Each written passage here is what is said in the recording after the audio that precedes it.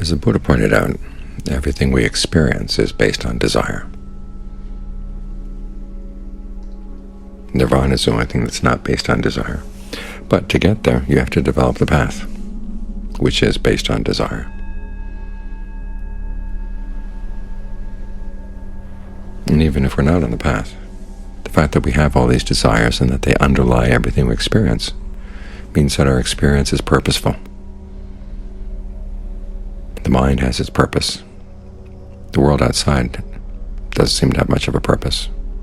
It goes around and creates all kinds of suffering, leaves a lot of suffering in its wake. It's very wasteful.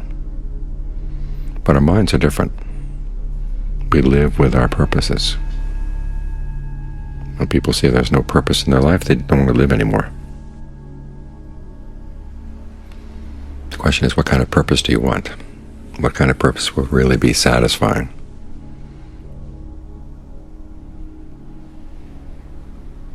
Our society tries to turn us into consumers. Even when we come to the Dharma, we think of it as something to consume. We want certain experiences. But the consumer life is a pretty meaningless one. As John so often liked to point out, those pleasures that you consumed last week, where are they now? They're gone. And you keep looking for new ones and new ones and new ones. There's never enough. And you look at how your life is lived, chasing these things, and you look back on it, and it's sad.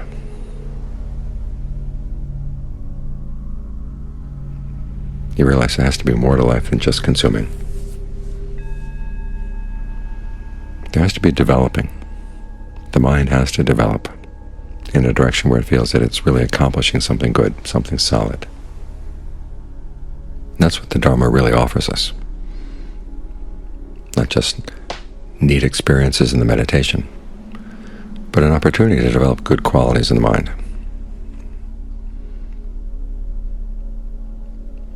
Qualities that can actually ultimately take us out of this need to consume. So we're not always feeding all the time. And we're not placing a burden on others by having to feed. That's a good goal. It's an honorable goal. Unfortunately, there are honorable things that we do in order to find it.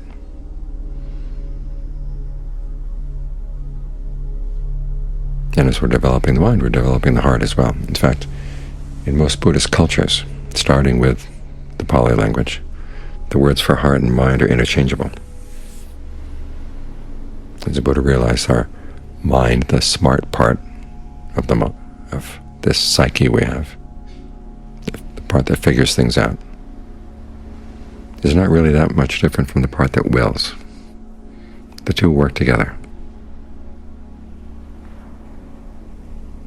Your desires have their reasons. Your reasons are based on desires.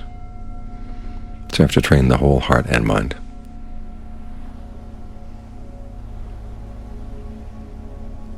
That was one of the Buddha's insights, is that to really develop the mind, to have the discernment that you need in order to see through how you're creating suffering for yourself and suffering for others. You also have to develop qualities of a good heart. It's the good mind and the good heart go together. You look at the list of perfections. Discernment is just one. Now the perfections, the others all have to do with the good qualities of the heart. Generosity, virtue, renunciation, persistence, endurance, truth, determination, goodwill, equanimity.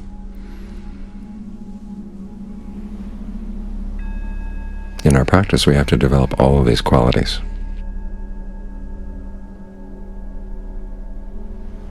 And we have to see the opportunity to develop them as something really precious. There was one time when Ajahn Fuang was going to lead a group of his students up to the jetty there at the monastery. The jetty was that spired monument we had up on the hill. They got up there and discovered that somebody had created a huge mess. So instead of getting to meditate, they had to clean up the mess.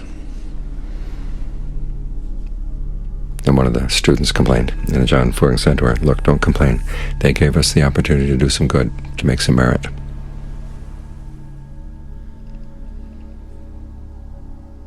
In other words, they gave us the opportunity to do something purposeful. It might not have been what they wanted to do originally, but it was still something good. And we're fortunate we live in a place where we can do good things and develop good qualities of the mind. When I was in Switzerland recently, I was going through one of the towns, and two Thai people came running up. They wanted to give me some money. They'd been living in Switzerland for quite a while and had no opportunity to make merit. They didn't know me, they didn't know whether I was a reliable monk or not. They just wanted to make merit. Because living in that society, they didn't see any opportunity. Actually, the opportunities were there. There are ways in which you can be helpful to other people. But it wasn't quite the kind of goodness that they wanted to develop. They wanted to develop something that was related to the Dharma.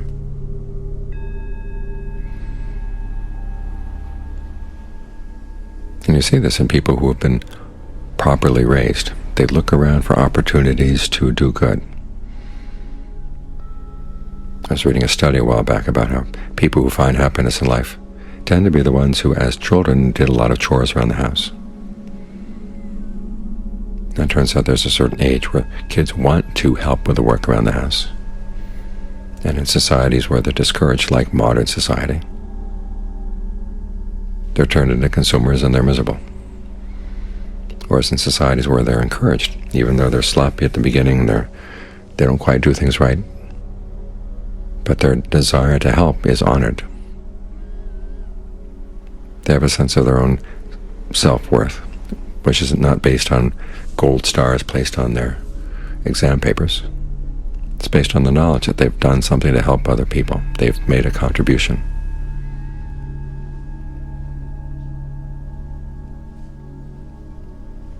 In Buddhist terms, they've developed their perfections. So as we live in this monastery where we do have time to meditate, but it's not 24 hours a day. There are other things that have to be done. Look at the other things as part of the practice. There was a study years back. A sociologist was comparing a meditation center back east with a Thai temple back east.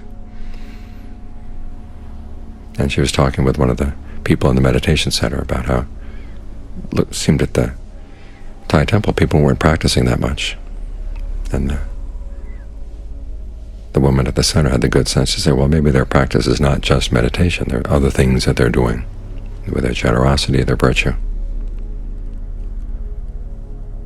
their determination to develop a monastery here in a very unlikely place, i.e. America, and to see it through. It requires endurance, it requires patience, it requires determination, all kinds of good qualities. And all of that is part of the practice.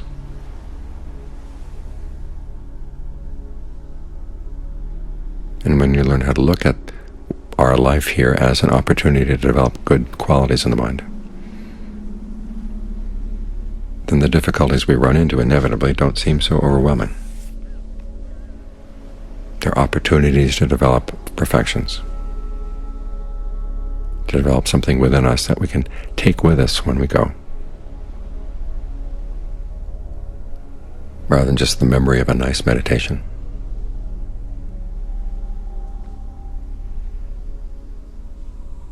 That's to develop habits of the mind.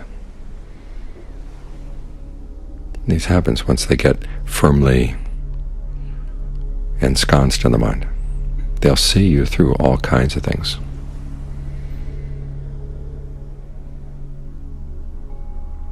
I had a student back in Thailand who was constantly straining at the bit, wanting to get into the forest. After 3 years with me, he left, went into the forest. Ultimately found himself a nice little hut where he had nothing to do all day long but meditate. He was looking forward to some really great meditation. And for months his mind was just scattered all over the place.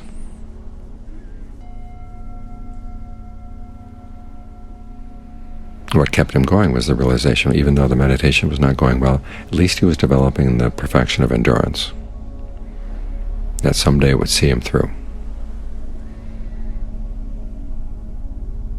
And it did.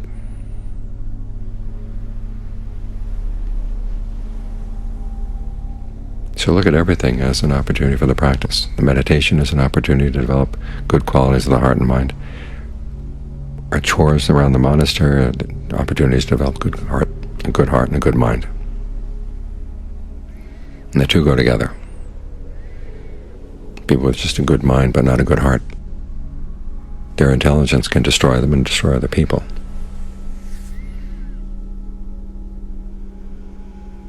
And a good heart is not just a heart of kindness, it's a heart of endurance, it's a heart of determination, a heart of persistence.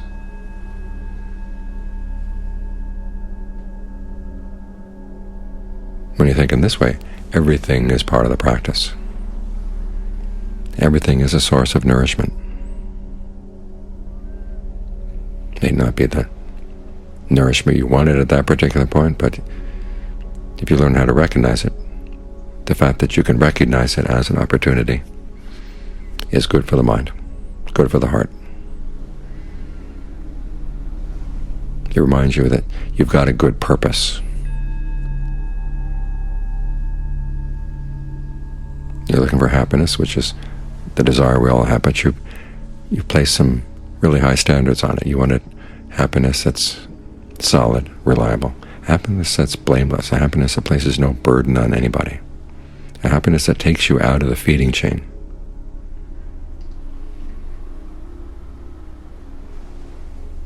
And everything that can help in finding that happiness is all to a good end.